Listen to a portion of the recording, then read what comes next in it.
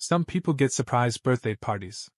I got a surprise eviction from the house I bought, so my parents could let my sister move in with her kids. No, that's not the intro to some dark family sitcom. It's my life. I'm Madison, 37 now. I've spent the last 15 years grinding in the finance world, climbing all the way up to senior management at a top investment firm in NYC. No handouts. No shortcuts. Just pure grit. My story? It starts long before the mortgage papers. Back in a house where I learned early what less favored child really meant. My parents were already in their late 40s when they had me. It wasn't planned. I know that not because of a slip-up or a joke, but because my mother told me, more than once. "We didn't plan for you," she'd say casually while helping my sister Emily with college apps or organizing her piano recitals. Emily, 10 years older than me, was the golden child. Straight A's, debate team, dream colleges, prom queen vibes. I was the background noise. The extra. Even my dad had a morning ritual when dropping me at my grandparents' house before work. "You wanted her," he'd say to my grandfather. "She's all yours." Yeah. Charming. Thankfully, my grandparents became my safe place. They fed me, picked me up from school, helped me with homework, and took me to the park. My grandpa, a retired math professor, would say, "Numbers don't lie. People do. Learn to trust logic." And my grandma? She told me that knowledge was the one thing no one could ever take from me. She taught me how to cook, but not as a chore, as an act of care. Of creativity. In their kitchen, I wasn't a mistake. I was a person. Meanwhile, back at my actual home, I was Cinderella without the magic mice. By the time Emily left for college, I hoped the spotlight would finally swing my way. Spoiler, it didn't. My role just changed. At 14, I became the in-house maid. "Madison!" my mom would yell the second I walked in from school. "Start with the bathrooms." "And dinner?" That became mine too. One morning my mom just shrugged and said, "You're old enough now. We expect it on the table when we get home." Still, I kept my grades up. My teachers saw something in me. Especially in math and econ. My grandfather tutored me in high-level concepts far beyond my age. "You've got a mind for this," he'd tell me. "Don't let anyone dim it." So, I dreamed of college. Freedom. A clean break. While my classmates obsessed over prom, I was poring over university websites like they were escape plans. When I was 16, I got accepted into several top-tier finance programs. I came home bursting to tell my parents. Laid the envelopes out on the table like gold. My mom didn't even look up from her plate. "That's nice. But we can't help. We spent everything on Emily's wedding. Even took out a loan," I whispered. "But you paid for her college." She didn't blink. "That was different. We saw potential in her." My dad, without looking up. "Get a job. Take loans. Be responsible." I excused myself and called the only people who'd ever shown up for me. Within an hour, I was crying into my grandmother's shoulder. And they? They were ready. My grandfather pulled out a folder of bank statements. "We've been saving for your education since the day you were born." That night, I moved in with them. They gave me more than tuition money. They gave me belief. Living with my grandparents was like stepping into actual peace. The kind of peace that makes you realize just how much noise you were living in. They didn't expect me to perform. They didn't demand I prove anything. They just let me be. I graduated from high school a semester early, top of my class. My grandfather cried, actually cried, when he saw me walk the stage. Not because I was the smartest or the best. Just because I made it. College? Same story. I got into NYU's finance program with my grandparents' full support, emotionally and financially. I picked up internships during summers, joined women in business orgs, and built a resume stacked with real-world experience by the time most of my classmates were still figuring out what a 401k was. Meanwhile, my parents? Silent. The occasional birthday text. A 2-line Christmas card if they remembered. "No. How's school?" "No.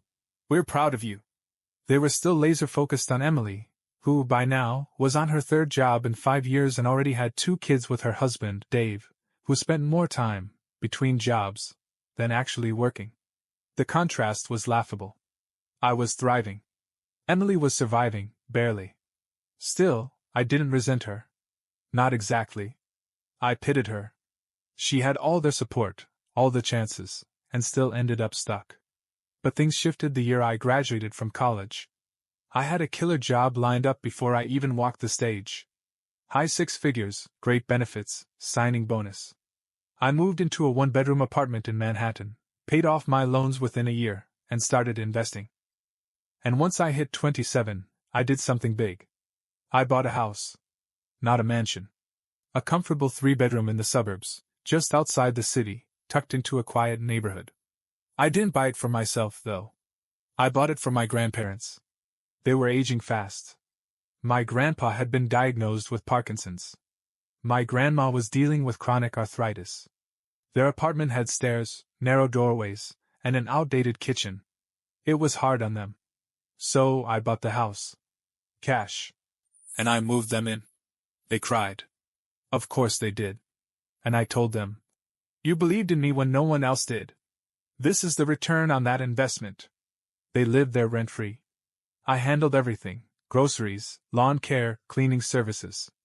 I visited every weekend. Cooked dinner with my grandma. Sat on the porch with my grandpa while he explained old Wall Street crash patterns like we were solving world hunger. It was ours. And then, life did what it always does, it changed. My grandfather passed away first.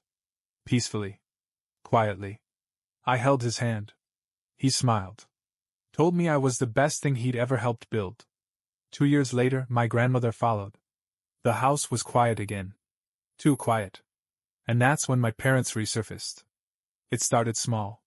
A text from my mom. "How are you holding up?" Then a card. Then a voicemail from my dad. "We were thinking of stopping by to see the place again. You know, now that it's empty." I was polite. Not warm. But I didn't shut the door. They came by. Walked through the house like tourists in a museum they used to own. Admired the kitchen upgrades.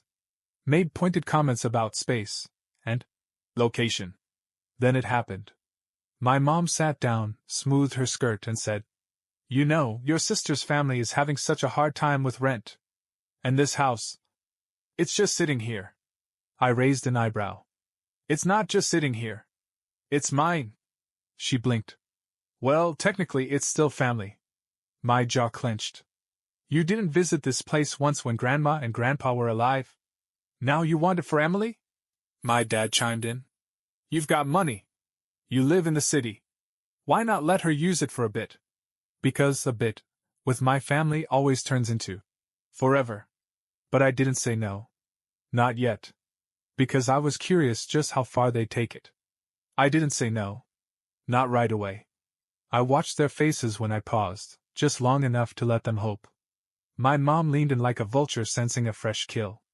My dad tried to play it cool, hands folded, but his eyes were darting. They thought they had me. So I nodded and said, "Let me think about it." They left that day glowing. I'm pretty sure they thought they'd just conned me into gifting them a second house.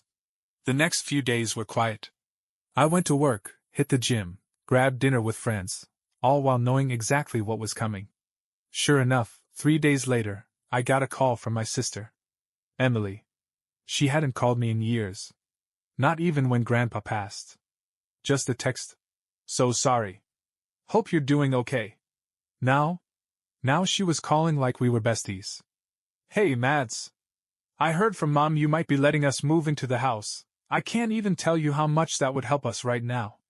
Her voice was sugar-coated, with that fake humility tone she's perfected.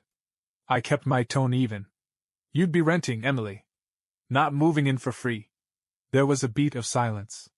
Then, "Oh, well, I assumed since it's family." Of course she did. She'd spent her entire life having things handed to her. Why should now be different? I laid it out: monthly rent, utilities, 2-month deposit. Standard. Fair. Professional. She hesitated. "That seems kind of cold." I smiled.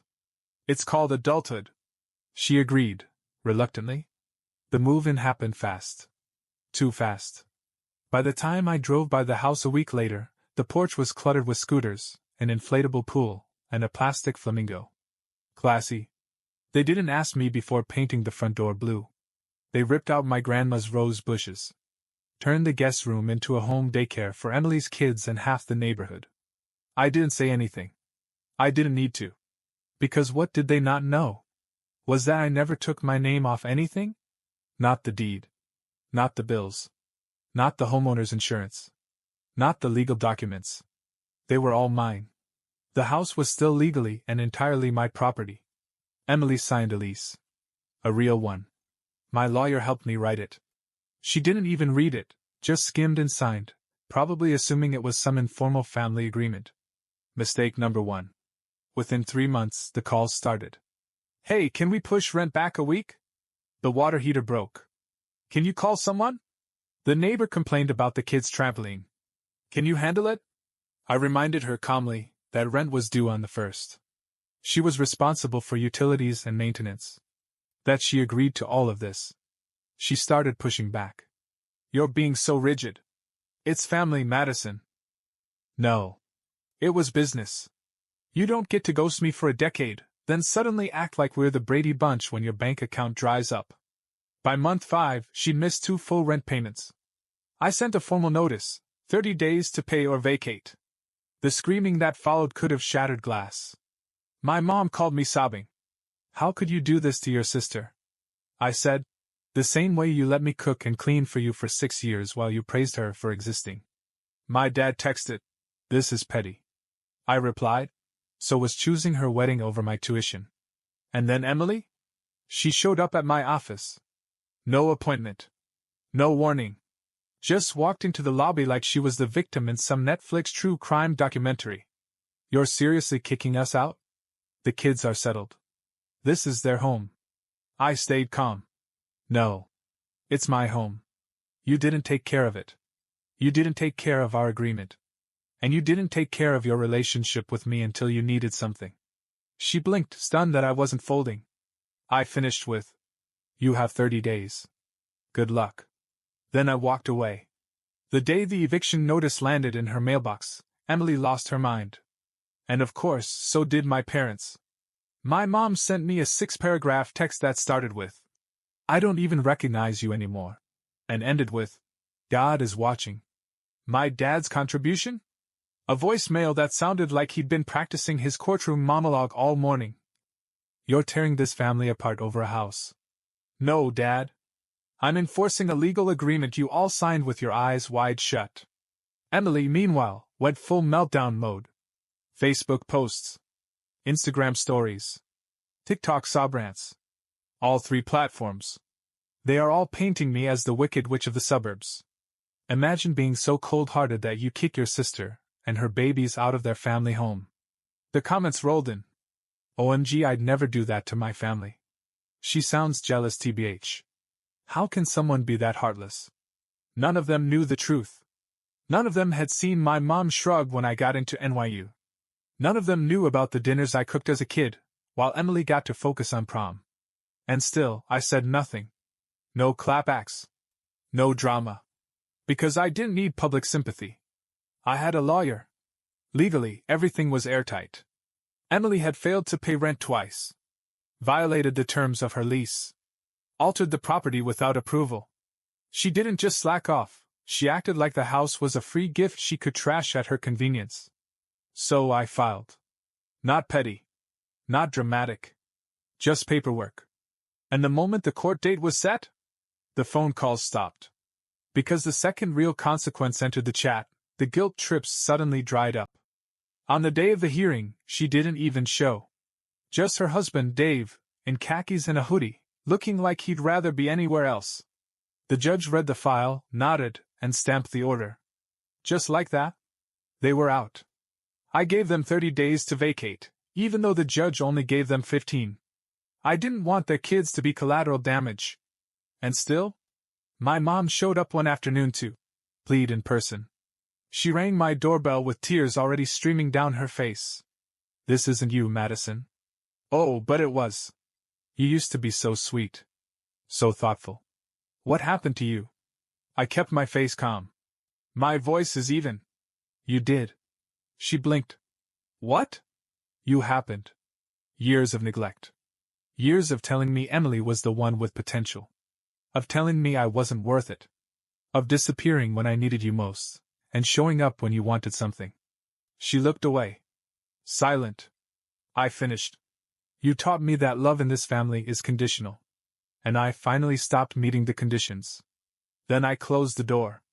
And this time, I locked it. The eviction went smoothly. They moved out just under the deadline. Took their plastic flamingo, their trampoline, and their bad attitudes with them.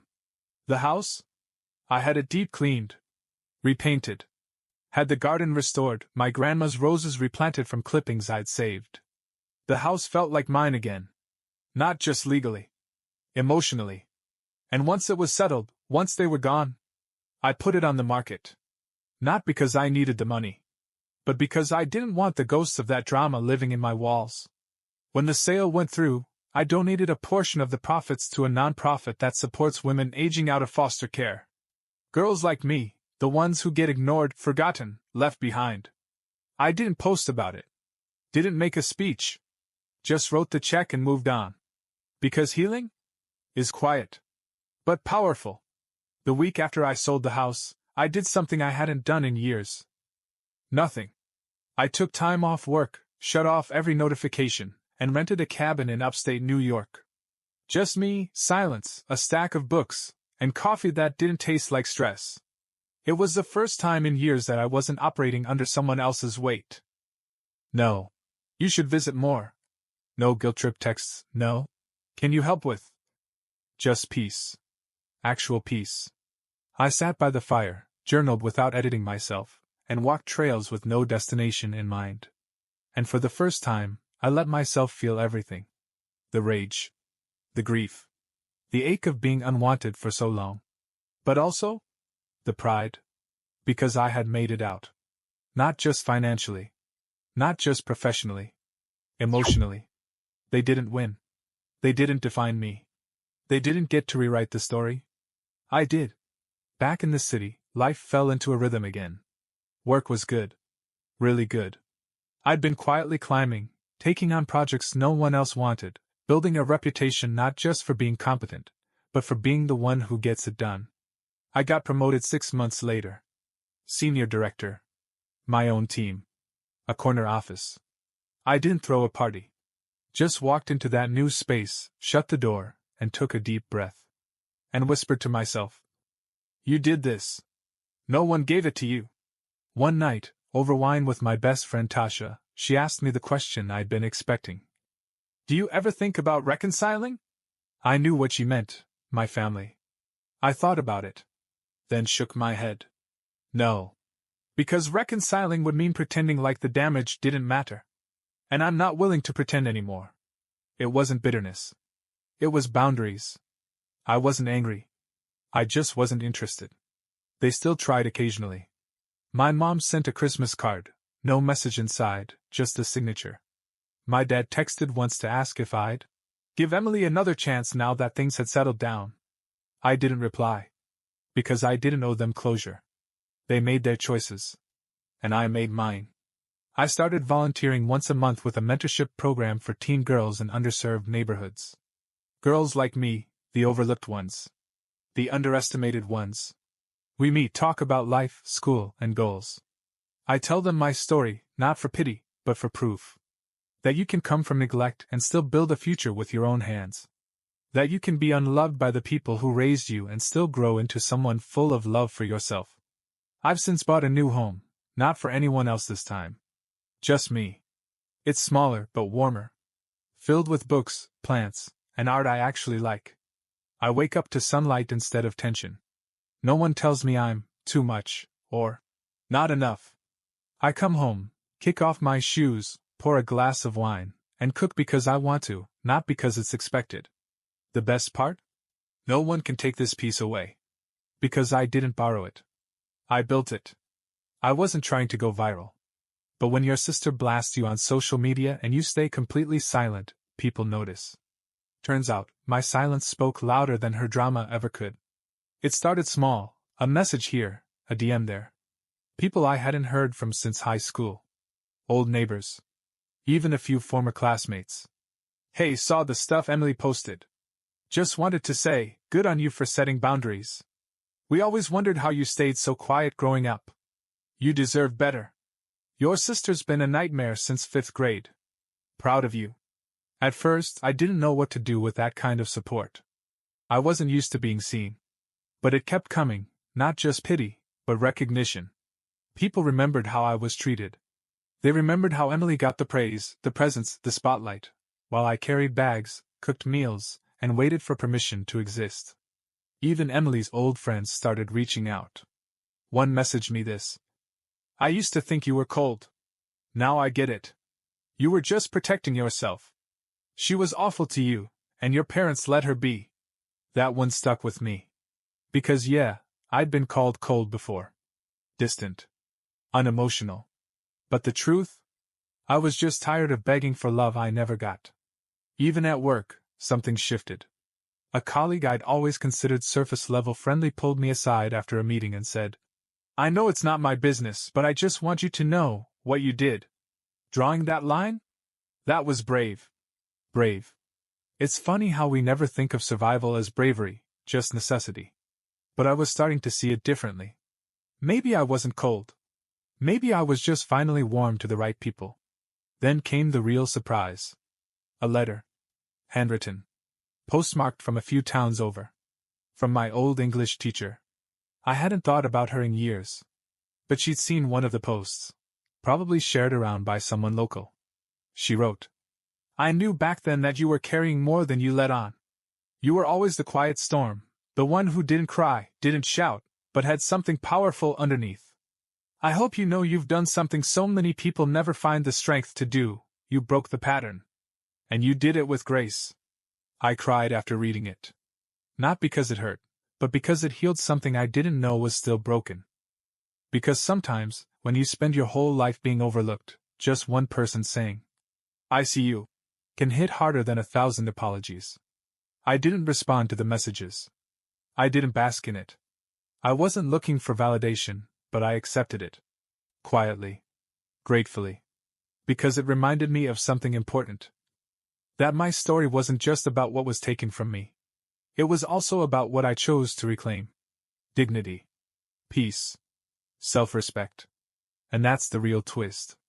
All those years they spent trying to make me small? They forgot one thing. I was never the problem. I was the product of their neglect, and still, I made something beautiful out of it. That's what people saw now. Not a villain.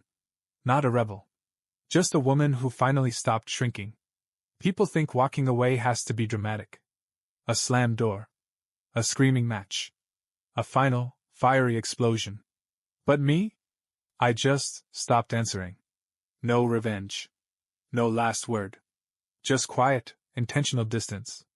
Because after everything, the childhood neglect, the emotional gymnastics, the guilt-tripping, the manipulation, the greatest revenge was simply no longer needing them. 6 months after the eviction, I got a wedding invite. Emily's. Same guy, second time down the aisle. I opened the envelope, stared at the RSVP card, and laughed. There was a handwritten note from my mom on the back. It would mean a lot if you could come. Emily wants to start fresh. Let's put the past behind us. Cute. As if starting fresh only requires me to forget. I didn't respond. Instead, I booked a weekend trip to Chicago with my best friend. Ate deep dish pizza. Saw a show. Laughed until my stomach hurt. I didn't think about the wedding once. Because peace? Looks like that. Not sitting at a table pretending the people who broke you are your community. They still try sometimes. Little messages. Hope you're doing well. You should come by sometime. Life's too short to hold grudges. But I'm not holding a grudge. I'm holding a boundary. I don't hate them. I don't wish them harm. I don't stay up at night imagining revenge. I just don't go back. Because the person I was back then? She needed their love. Their approval. Their acceptance. The woman I am now? She doesn't ask for a seat. She builds her damn table. I spend my holidays with friends who feel like family. I go on solo trips just because I can. I have a morning routine that starts with silence and ends with gratitude. And every once in a while, I visit my grandparents' old neighborhood. The new owners turned the rose garden into a vegetable patch. The porch got a fresh coat of paint. The place looks different, but it still feels like love. I sit across the street sometimes and just remember. Not with pain. Not with longing. But with peace. Because of everything I became? Started in that house. And everything I am now? I built from there, but never looked back. I don't tell this story for sympathy. I tell it to anyone who's ever been overlooked, replaced, taken for granted. For anyone who's been told they're too much, or not enough. You don't have to prove your worth. You don't have to forgive what broke you just to keep the peace. You're allowed to walk away. You're allowed to want better. And most of all, you're allowed to become everything they said you couldn't.